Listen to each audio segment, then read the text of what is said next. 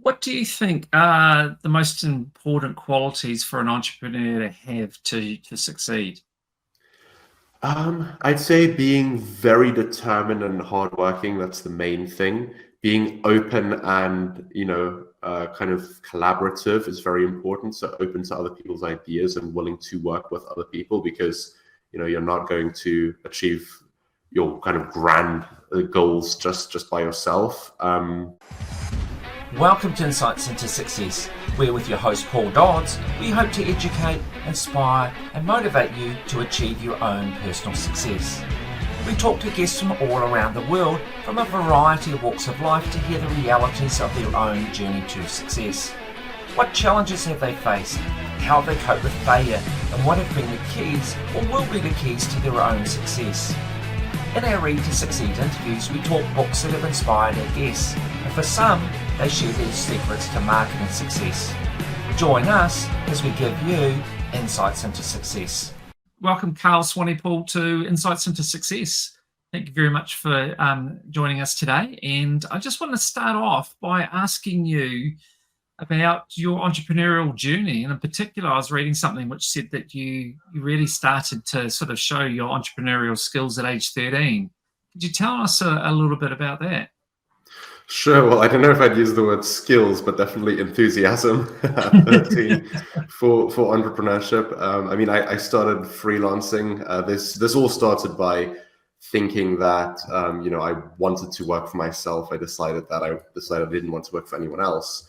And then I did what I knew how to do at the time. I went onto Google and typed in how do I make money online, and I ended up finding freelancing platforms, which I ended up joining and selling some basic services on. So when you were talking freelancing at age 13, what sort of work were you doing? Yeah, so I was doing initially graphic design and then also some like web design and web development after a little while as well. So just paint a little picture for me here. Like, did you already have those skills or did you just kind of learn on the job? So with graphic design in particular, a year ago, so I think the year before or so, I was obsessed with trying to make different YouTube channels. And one of the things was kind of having, the fancy like YouTube channel art at the time. And many kind of like big channels would pay graphic designers to design something really cool for them. And obviously I didn't have the money to do that. So what I did is I pirated a copy of Photoshop. And I kind of, it was definitely a bit of a struggle at the beginning, but I did teach myself how to use it. And then after a while, I could make quite decent looking channel art for myself. And then I started, selling that to other people as well. And then web development kind of came as the next step where I was thinking, I want a website for myself. So I figured out how to build it for myself. And then again, it was a skill that I could sell to others as well. Well, I mean, it's pretty good going at such a young age to A, have the inclination to do it, and B, to have the motivation to get out there and learn that and do that. So I'm sure a lot of kids at that age would much rather be outside playing or I guess on social media or playing, digital games or something, but not working. Yeah, I was a weird kid. I guess I'm still pretty weird, but it seems so I've made it work for me. Slightly off topic, but you mentioned about YouTube channel. I mean, what about Mr. Beast? Can you imagine back at that age if you sort of went down the track he did? It's quite phenomenal what he's achieved. Oh, absolutely, it really is. I mean, his kind of story. I know a little bit about it, not a huge amount, but from what I've seen, it's incredibly impressive how he kind of started out creating videos at a young age, and then really learning and figuring out all kinds of intricacies about YouTube. I mean, I remember one thing I heard him talk about at one point was testing like different brightness levels in thumbnails, for example, to figure out what gets more clicks. And I think that just kind of shows how much attention to detail he has and how much he really obsesses about his craft, which is very admirable and clearly got him very far. Yeah, absolutely, and something that very few people would feel the inclination to do themselves. Yeah, absolutely.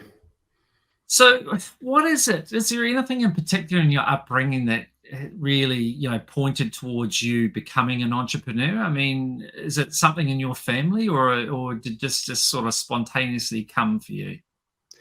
So it's not in my family at all, really. I mean, my parents are both academics, kind of by trade. So I think, honestly, I would kind of say it came out of nowhere, but maybe to some degree it is my parents trying to push me to go into the direction that they went, and me kind of deciding that I really didn't want that, and then pushing in the other direction. So yeah, I think it's kind of it's the way I've always been, and I've always been quite stubborn and headstrong, especially about stuff that really matters to me a lot. And I know you touched on this earlier, but so aside from the fact that you didn't want to work for anyone else, were there other motivators that really, pushed you on the entrepreneurial journey? Well, it's kind of this idea of freedom, I think, and then the same thing is very much true for freelancers as well. But I think there's a certain sense of freedom. There's increased risk, increased responsibility in many cases in kind of working for yourself, but you have a lot more freedom, and that's really quite important to me. And I think I can go further, kind of working for myself than I would be able to go working for someone else. And do you think now, if you were forced into working for someone else, do you think you could cope? How do you think that would work out? I think probably in most cases no, but it would really depend what it is and who it's kind of working for. So I mean, if it's somebody that I respect and they're kind of open to other viewpoints and opinions, like I very much am myself as well, then I think it could absolutely work. But I think the issue is oftentimes that people who are the boss at work will kind of think that their opinion means more than other people's in some cases. And it might come across that I'm like that, and that's why I didn't want to work for anyone else, but it's absolutely not the case. I'm very much of the opinion that everybody's opinions and viewpoints are kind of equal, and then you kind of look at the logical reasons as for which one actually prevails. But by the nature of someone being your superior absolutely doesn't mean that they're going to have a better idea than you, or vice versa. It kind of comes down to looking at the exact idea. So that's something that's important to me, and that I make sure that we always do at Revolancer as well.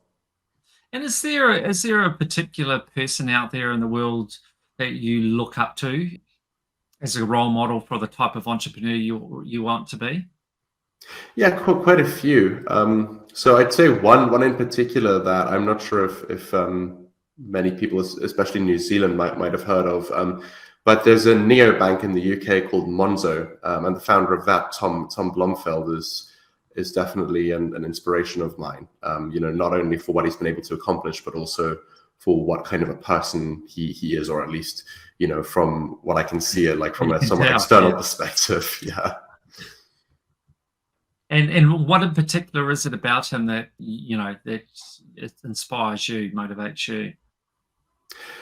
I think it's that he did something which many people considered to not be possible. He kind of took on the big banks, where in the UK, I think before Monzo, don't quote me on this, but to my understanding, the kind of the last bank before Monzo that was founded in the UK was in the 1800s or something like that. So he kind of took on a very old industry with kind of this tech startup mentality, did some incredible marketing, built an incredible brand around that. And he just comes across as a very, kind of authentic, vulnerable, genuine person, which I think, oftentimes, especially if you think of a CEO in banking, you might not think of immediately.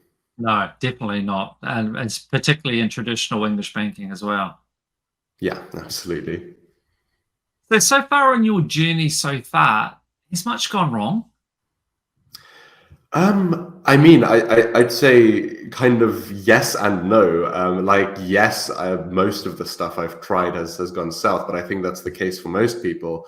But ultimately, what I've learned from it has enabled me to do everything since then. So, I've been very fortunate in many cases. I've been very lucky in many cases. So I think it would be very disingenuous of me to kind of say that lots of stuff has gone wrong. But that's not to say that, everything I've tried has always worked. In fact, I'd say probably if you look over the past 10 years, most things I've tried haven't worked. But it's led to some things working really well. But in terms of things that haven't worked, though, has anything kind of been of such a magnitude that it was make or break, or just kind of things didn't work out, but you just move on? So, I mean, lots of projects that I've started, really didn't go anywhere, but I didn't really, and I still don't really look at them kind of as failures in the traditional sense, I guess. I look at them as learning experiences, because anything that I try that doesn't work out, there's plenty that I can learn from it. In fact, you can argue that you learn a lot more from something that didn't go right than something that did. Because it might be that, you just kind of got lucky. So something works, but you don't fully understand why. Whereas if something doesn't work a few times and then it works, well, then you understand everything. So yes, I mean, there have been lots of situations like that, but I never stopped. I kept learning from what I tried. So for example, I tried drop shipping, didn't really work for me, but now I understand why. Now, if I went into that again, I think I have a much better chance than I did the first time. I don't have an interest in doing it again, but I learned from that. And there are lots of other examples like that too, where I tried it, didn't really work, but now if I wanted to try it again, I'd be, one extra step along the journey. So for you then, I guess you've always had have you always had a positive attitude about going out and trying things, so that you haven't allowed it to get you down? Is that part of your genetic makeup, that your attitude is one of more tending towards positivity, so you tend to see the value of the learning, and as opposed to the thought of, well, I failed, it didn't work, and withdrawing within yourself? I'd say I've generally been an optimist, but I also had a lot of anxiety growing up, and I don't really today anymore, but I had a lot of anxiety growing up. But something that helped me a lot is I have this mentality of whenever I try anything, or whenever like something comes up which kind of scares me, I kind of have to do it. I throw myself into the deep end. So for example, public speaking is something that absolutely terrified me until I kind of forced myself to do it a lot. And now I'm fine with it. So yeah, I'd say like naturally, like a lot of the stuff didn't come naturally to me, but I've always had this mentality of throwing myself in the deep end, and seeing what I can do. So how would you describe your personality? What sort of person are you? In one word, probably obsessive.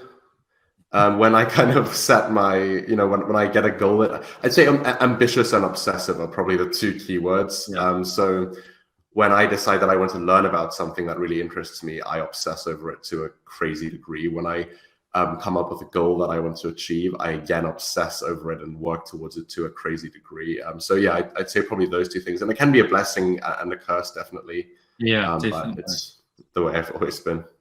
Well, and I think when we talked about Mr. Beast before, I mean, with him, you can see he's obsessive about YouTube and perfecting the art of producing videos, isn't he? So, and we were talking about the thumbnail and, worried about the different lighting settings and things like that. He obsesses to a degree, but he's the #1 in the world YouTuber. So, yeah, and then we look at the likes of Elon Musk as well, who reading something the other day talking about at one point he's only getting 2 hours sleep a night because he was obsessing about trying to save Tesla.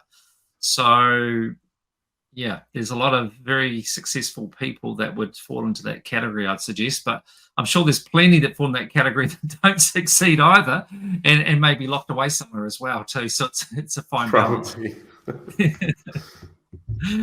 So tell me about your current project, Revolancer. Can you just tell us firstly about how it came about and what exactly is it? Sure. So, well, actually, it came out of the first thing I ever did, which is freelancing.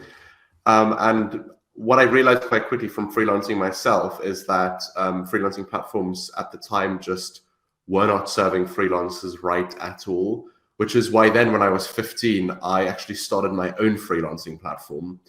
which I was forced to sell because I was too young to have a PayPal account, and they kept on kicking me off. They kept on locking my accounts. But I then took a break from freelancing and was working more directly with clients. I set up a small marketing agency.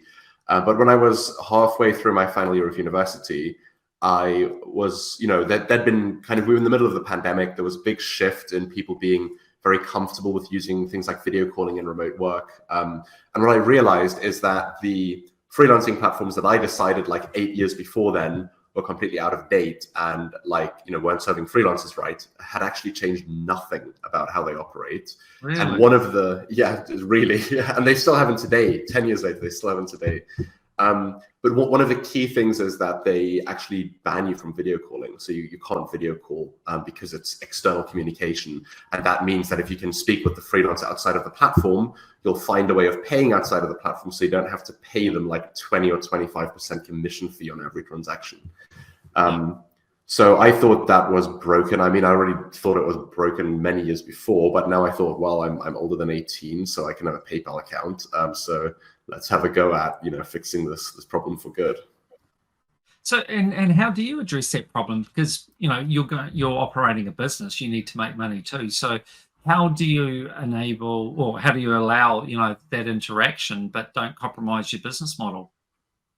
Well, ultimately, if you take a platform like Fiverr, because they're a public company, so all of these figures are public. But by my estimation, if they charged every freelancer on the platform $5 per month, they'd be making the same revenue that they do from ripping away, a fifth to a quarter of their earnings and massively restricting them. So I'm thinking something more in that direction might be fairer, or of course then also looking at the businesses and sort of charging them for advertising potentially in some way. So do you think that from your point of view that you're very much coming at the problem from a user's point of view, and therefore able to maybe see issues that maybe they're not seeing? Yeah, so with any two-sided marketplace, you have to kind of prioritize one side of the marketplace over the other. And there's a great example actually of Rightmove in the kind of real estate industry, where they built their platform where they really prioritized estate agents, not the home buyers. And at first that sounds quite counterintuitive, but what it meant is that estate agents loved using Rightmove, and they put more listings on there, higher quality listings.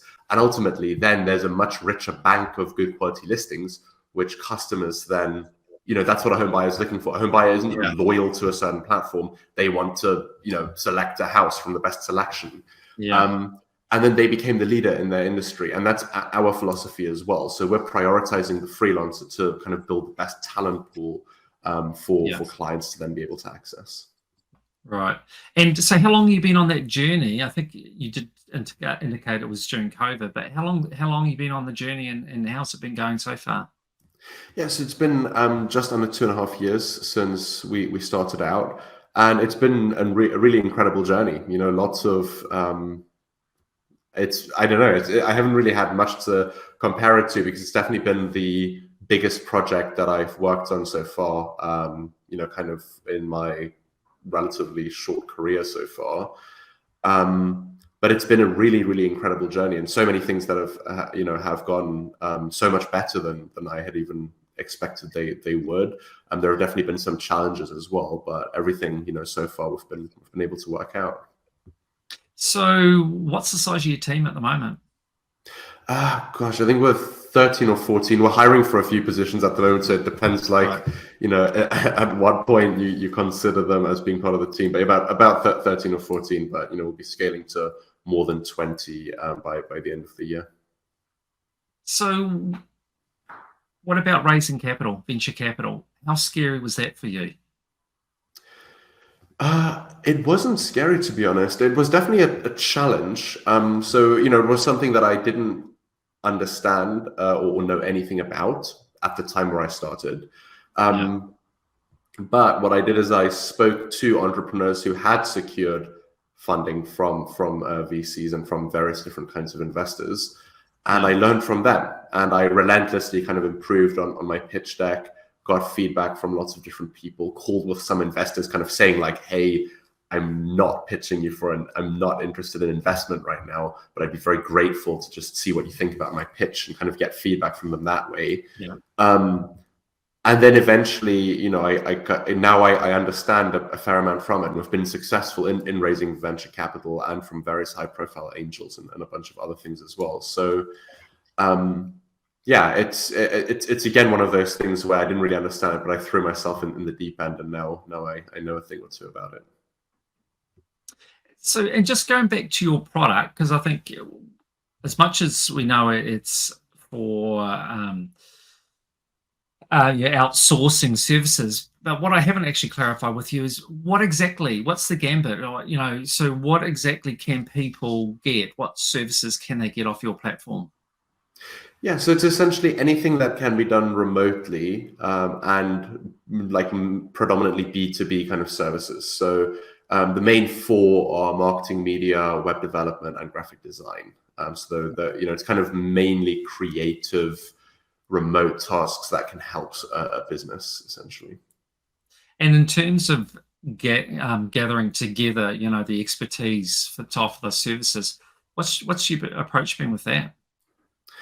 Yeah, so fundamentally, our philosophy is building a platform that our users really love and then will share with other people, because freelancers do talk. I mean, there are lots of kind of communities like Facebook groups, Slack channels, and so on for freelancers.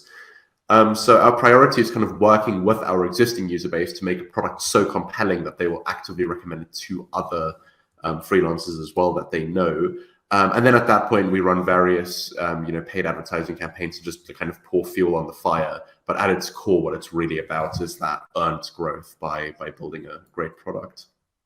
So have you done much in the way of, putting together groups of freelancers to test your product and give you feedback as part of your development process? Yes, absolutely. So our product team calls with several freelancers every single day who use the platform and collect a lot of different feedback.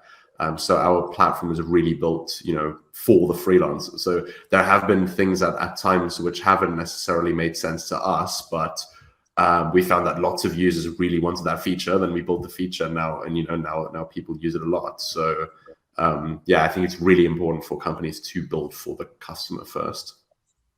So when you're putting the emphasis on the freelancers and creating a platform that they're going to love, have you had much of a problem in that they might like what you're doing, but at this stage you haven't attracted enough clients onto the platform to keep them busy or to generate sufficient work for them?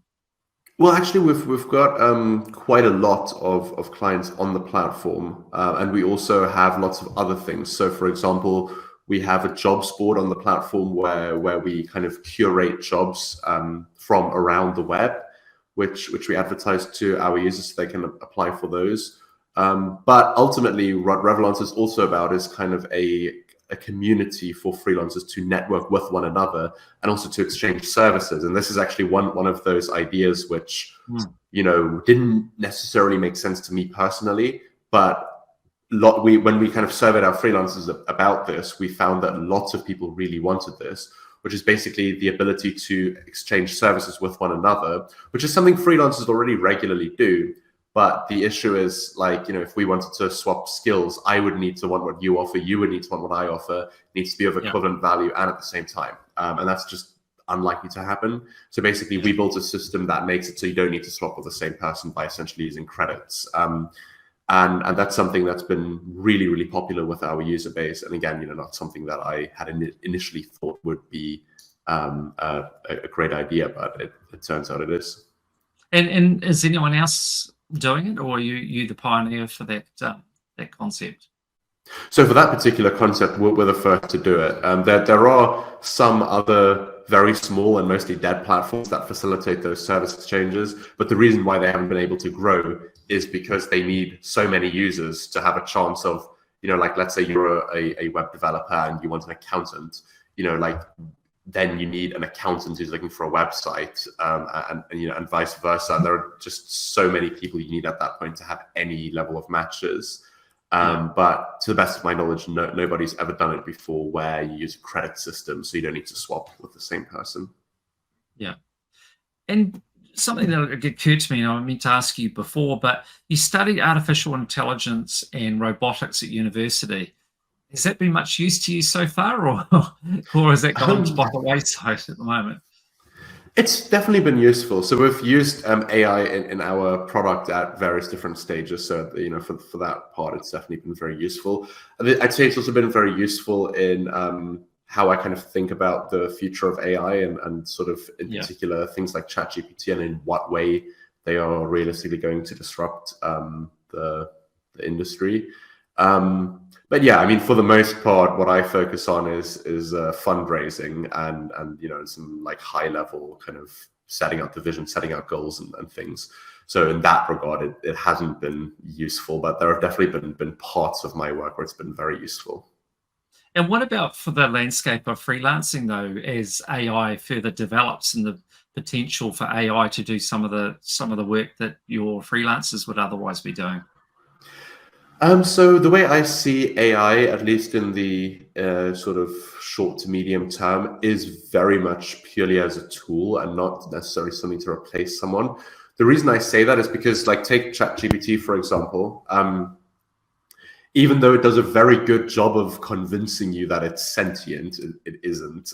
It's essentially a very advanced predictive text algorithm that's been trained on 5 million web pages. And what that means is, for the most part, it'll generate things that make sense and are good and useful. But every now and then, it'll be prone to something called hallucinations, which is where it'll just write utter nonsense, but write in a very confident way, of course.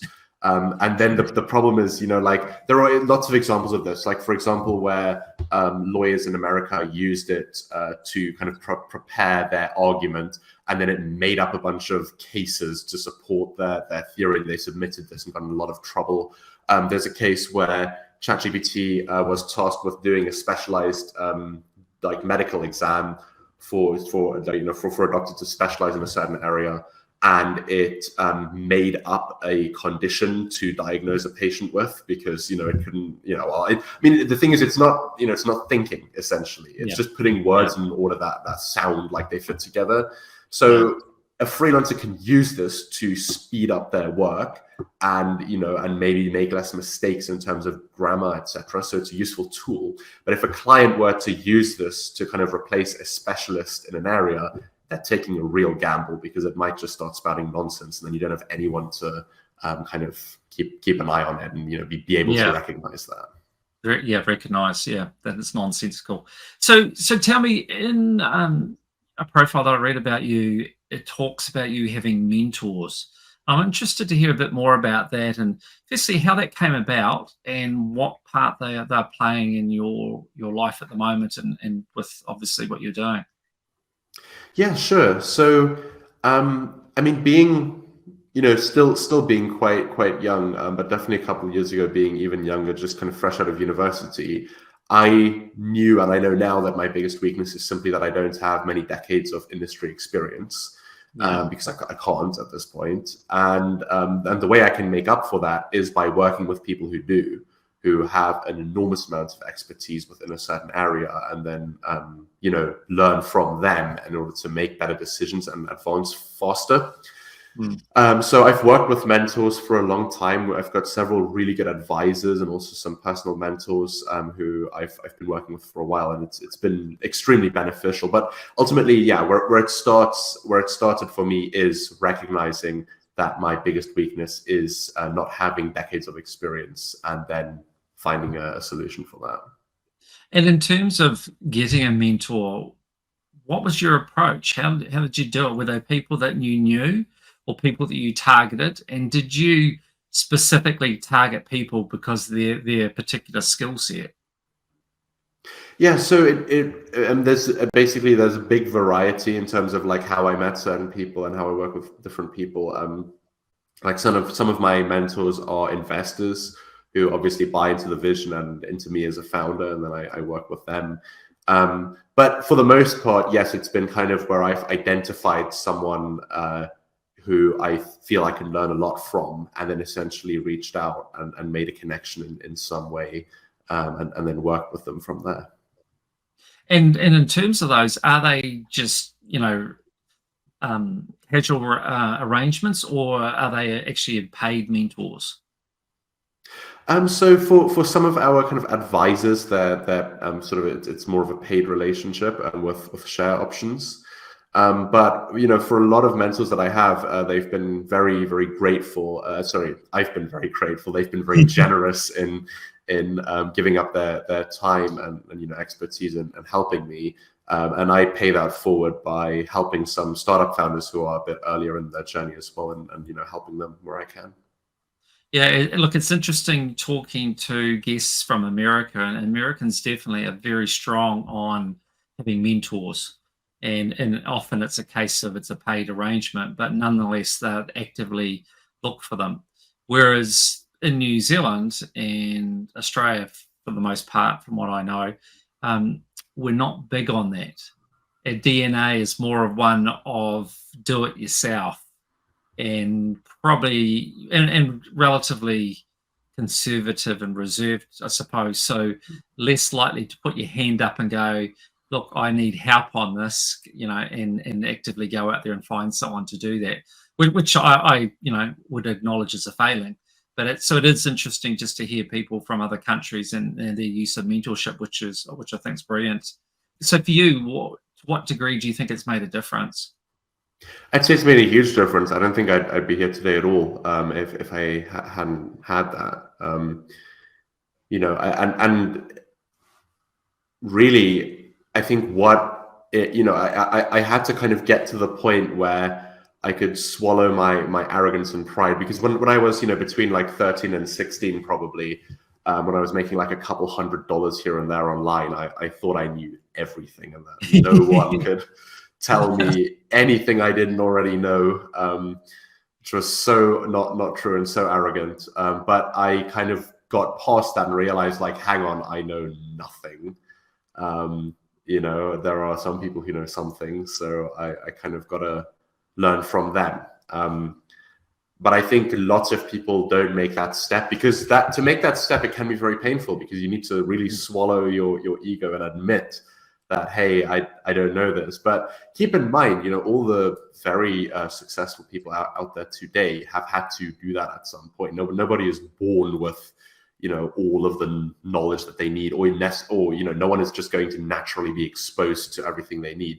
You have to go out there and sort of take advantage of different situations and learn what you can. And a lot of that, more bespoke learning comes from working with a mentor, because it's all good and well, like seeing, like reading someone's biography where they give you certain advice or whatever, but it's a whole big difference to actually have that person be engaged in your exact sort of problem, like where they can give their input on the specific thing that you actually need help with. So it's made, a tremendous difference. Absolutely. Yeah, and do you think, though, too, as part of that, to take that step from thinking you know everything to then accepting that you don't know a lot, and therefore by acknowledging that, the realization that you need to learn a lot, and through that, a thirst to learning is an essential ingredient to success, do you think? Oh, absolutely. I'd say it's the essential ingredient, to be honest. I don't know if there's much that's more important than that. I mean, being very persistent is probably the most important thing, but definitely learning as much as you can. And then also surrounding yourself with people who have strengths where you have weaknesses, and who have knowledge where you don't currently have knowledge. That can be very beneficial.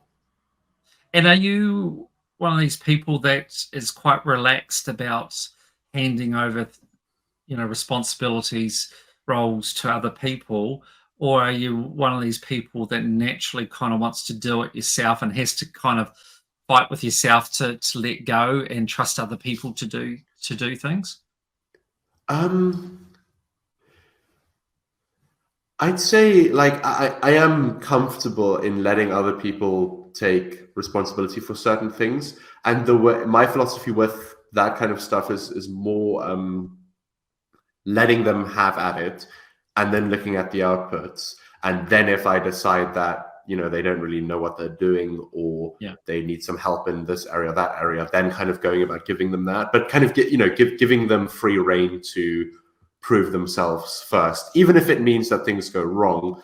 Just because, if I don't do that, and I never figure out whether they can actually do it by themselves, then I'm, limiting how much we can scale as an organization. So yeah, I think while it's very scary to do sometimes, I think it's important to do that. But also when I hire people, I specifically look for people who know how to do the thing they're being hired for much better than me, because otherwise, why on earth would I hire them and not just do it myself? And tell me, how has your experience been at managing people, and how would you rate that in terms of your challenges as opposed to other things that you have to do within the business? So in terms of the kind of management part, it's been, for the most part, a very smooth process. And that's down to being very kind of measured and calculated about who we hire and why. So the actual team that we have is absolutely brilliant and fantastic. So, I have very, very few issues with people as a result of that. But it comes down to a philosophy that I have, which is hire slow and fire fast, which is something I absolutely stick by. So we hire slowly, very measured, very calculated. And there have been times where we fire very fast when we realize that someone is just not going to work out. And have you found, through COVID, more challenges in terms of recruitment? And the reason I ask that, it seems to be everyone I talk to in the world talks about how their country has a shortage of employable people. And I'm just trying to work out where they've all gone, because we all seem to have that problem. Have you had that problem in the UK at all? So I think I can't comment on it too much, just because when we started recruiting, it was already after the pandemic, or at least during and after the pandemic. So I don't know.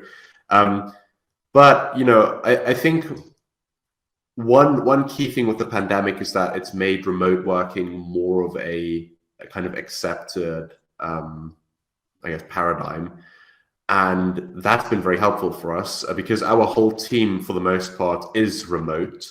And it means, we don't need to find somebody kind of hyper local who is also really brilliant at what they do, really fits with the company culture, so on and so on. Yeah. So I think if you're willing to hire remotely, which I absolutely suggest to most companies, if they can, they should, for that particular role, then you have lots of options. So in that regard, I think the pandemic has helped. But perhaps if you're trying to recruit locally, then it's more difficult. I wouldn't really know, but that's what I've heard. And in terms of your staff, what's the geographic spread? So predominantly UK, but we've also got Canada and Philippines. But predominantly in the UK. But then all around the UK, not kind of concentrated in a specific area. Yeah.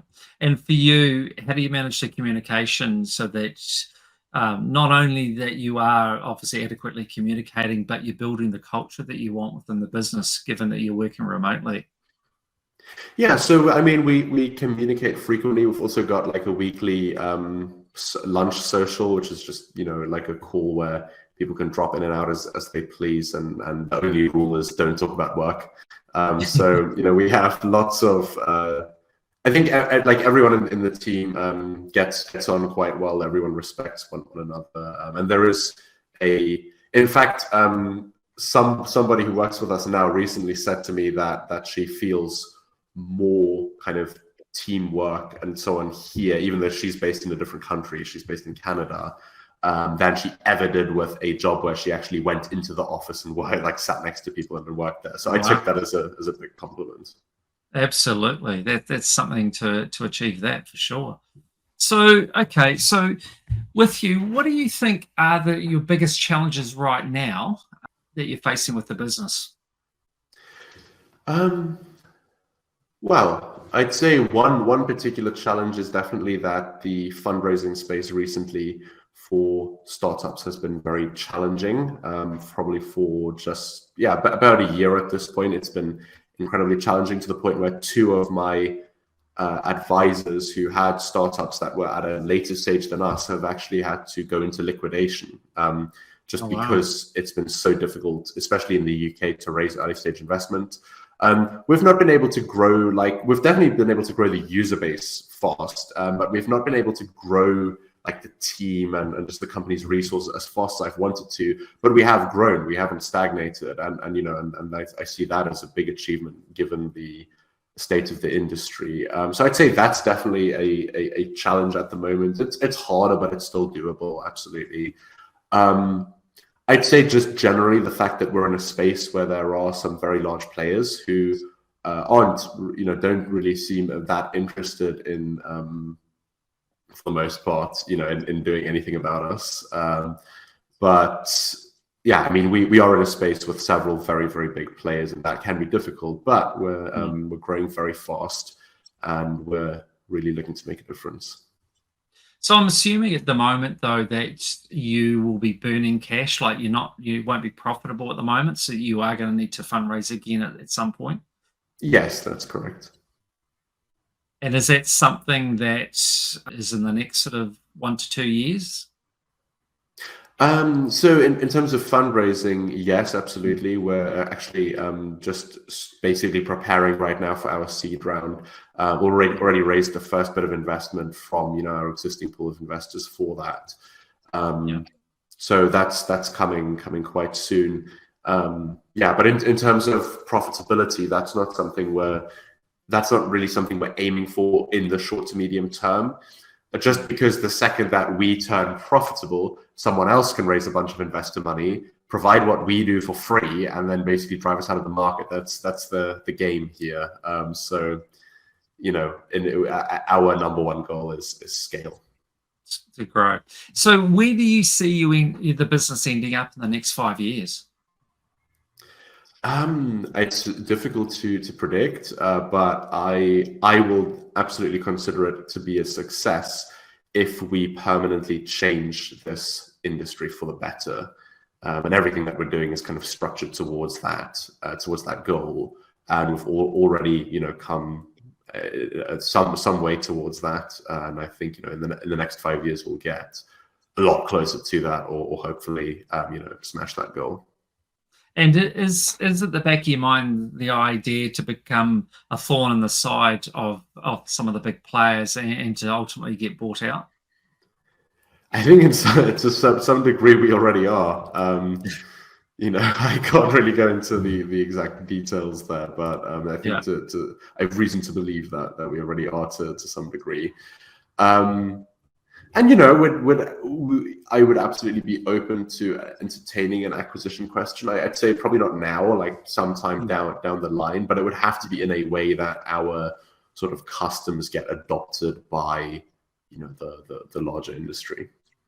Yeah, because that was going to be my next question, is just to really flesh out how pragmatic you would be over the business, insofar as whether you're an individual that come hell or high water, you've got your goal and you want to grow it to that and you wouldn't entertain a buyout, or whether you're more strategic and able to disconnect from your baby, from your project at some point, and would be philosophical, and if the price was right, you would sell out and not hold out to achieve some grander goal longer term.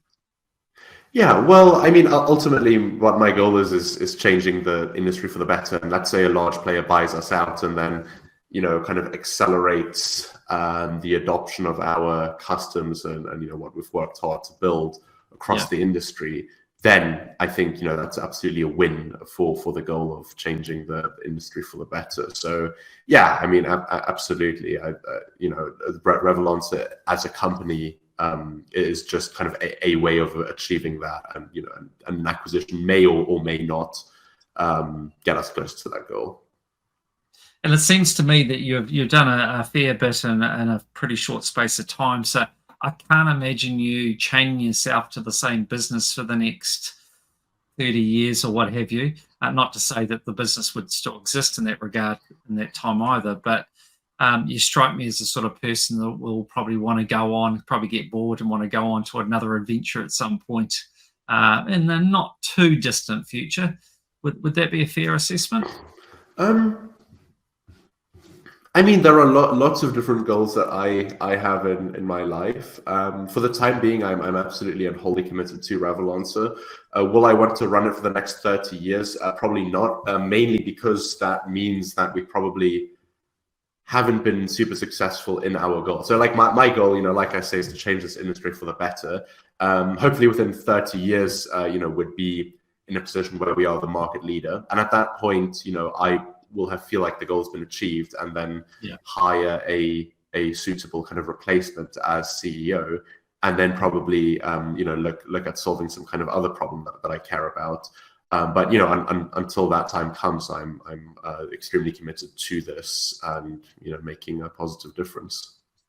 And so when you're not doing this, when you're not consumed by the business, what are your interests outside, or do you not have any? You're just obsessed about the business. I don't really have enough. So because for such a long time, while I was at school and university, my procrastination and everything I'd be thinking about outside of my studies would be online business. So then suddenly when I started doing this full time after graduating, well, in some ways it felt like I was procrastinating the whole time, even though I really wasn't. Just because that was my procrastination for so long. But yeah, I mean, for the most part, I am thinking about things relating to work. That I don't think that's necessarily a good thing in a lot of cases. I think in some cases it's good, but it's important to take a break as well. So I like going for long walks. I like going for runs every now and then as well, and that kind of helps me clear my head. Oh, and recently I really started playing chess quite a lot. So that's another thing where my obsessive mentality, that really works well for my obsessive mentality. So when you look at your peers, do you think by comparison you've sacrificed a lot of your personal time for your journey into entrepreneurship, or not? I mean, yes, absolutely. I think for factually, yes. Do I regret it? No. Yeah, well, that's important. Yeah, I think it's the most important thing for me personally. Anyway, I'm not scared of failure, but I am scared of regrets. So I try and do everything such that I don't have regrets. Well, that's a good way to be. So for you, from what you know so far, what do you think are the most important qualities for an entrepreneur to have to succeed? I'd say being very determined and hardworking. That's the main thing. Being open and kind of collaborative is very important. So open to other people's ideas and willing to work with other people, because you're not going to achieve your kind of grand goals just by yourself. And just being kind of humble and willing to, go out there and hire people who are better than you at doing their specialty.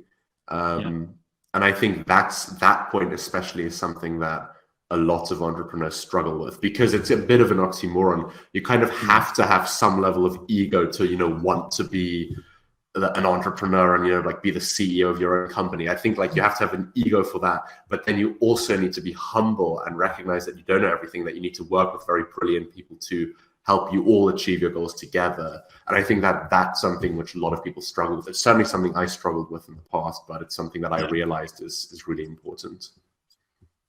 And what about your parents through this whole journey? What have they had to say about it all? And how do they feel? Are they quite relaxed about what you're doing? So at the beginning, it caused a lot of conflict because, and I'm talking about when I was at school specifically, where I wasn't interested in revising for exams or doing any homework or anything like that. I just had to focus on online business. I think that at that time they didn't really understand it. They definitely understand now that I'm obviously very serious about this, and that I learned quite a lot from that, and that, even though it might have looked very obnoxious for a 14 or 15-year-old to say this, doing this right now is way more important than revising for my exams. It actually turned out to absolutely be the case. Focusing on that was a lot more important for me and what I wanted to do. So yeah, nowadays, I think they are, for the most part, happy with what I'm doing. They're not kind of worried about me. But I think back then, understandably, they might have been a bit worried that I wasn't taking the academic route very seriously, especially seeing as that's what kind of they built their professional lives around. Yeah. Yeah, well, it's understandable, like you said, because of their academic background, they have expectations for you to follow suit. But I think too, we all need to adjust our thoughts and expectations as things have evolved. And it seems to me now more than ever, there's a lot of learning to be done outside of the formal institutions. Formal institutions don't provide a lot of the practical learning that is necessarily required these days. So it's by going out and doing what you did that you've gained, a high degree of knowledge in a short space of time. Yeah, I'd say it's really important to kind of be able to differentiate yourself, no matter what you do. It doesn't need to mean you work for yourself, but it's really important to differentiate yourself. And if you look at schools, calculators are just about sometimes allowed in schools. They don't recognize that the internet exists. Their reaction to ChatGPT is banning it for the most part. So that's just not a very forward-thinking kind of world. And it's not a realistic world. I'd say in a lot of ways it doesn't prepare you for what's actually out there. In some ways it does, but in some ways it doesn't. So, I think it makes sense to differentiate yourself rather than just following the grain and doing what everyone else is doing.